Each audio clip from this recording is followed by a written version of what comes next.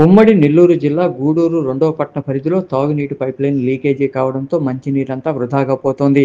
రెండవ పట్టణ పరిధిలోని వెంకటగిరికి వెళ్లే రోడ్డు మినీ బైపాస్ వద్ద వాటర్ పైపు లీకైంది. నీరు ఎగసిపడుతుండడంతో ఫౌంటైన్ తలపిస్తోంది. ఈ విషయం తెలుసుకున్న పురపాలక సిబ్బంది సంఘటనా స్థలికి చేరుకుని మరమ్మతు పనులు చేపట్టారు.